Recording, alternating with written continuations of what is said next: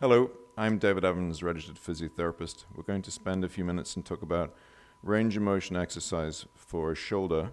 This would be appropriate for an early mobilization after a surgical procedure to the shoulder, or if you'd had a fall or an injury where the shoulder had stiffened up and it was sore and we needed to start gentle exercise. So Lynn, my model, is going to go through some simple movements with me. Lynn, can you just clasp your hands together around your belly? Let's just start off with some simple movements from there. We're just going to simply take your hands and just take them over your nose using your left hand to help the right. The right would be the sore shoulder. And we're going to use pain as our guide. We're going to hold for 3 to 5 seconds and go back down to our starting position. Does that feel okay?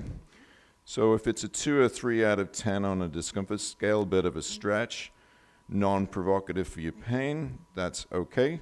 What we don't want is sharp, agonizing pain. We don't want it to be sore afterwards in a way that's negative. So we're going to use pain as our guide. So let's do that motion again. And for simplicity, what I'd suggest we do is do 5 for 5. 5 repetitions for, say, 5-second holds, and we can repeat from there.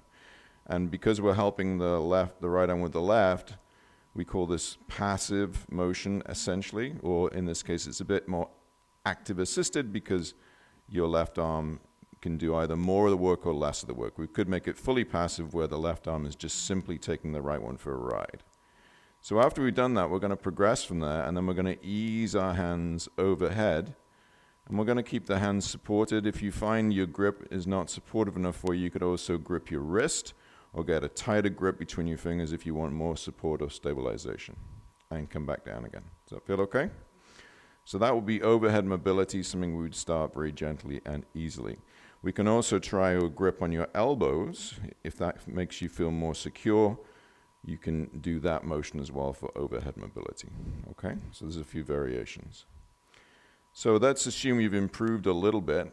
Let's this time go up with our hands together like we started with them interlinked, and let's go overhead. And as you get better, we might say, okay, can I get my hands behind my head? Can you sink your arms so that your hands bend behind your head? And when we do this, you'll see the elbows fall out to the side, and this opens up the lateral movement of the shoulder. We be careful with this motion, but you may find it feels nice to stretch out those muscles by opening up your arms a little bit as you progress. Okay?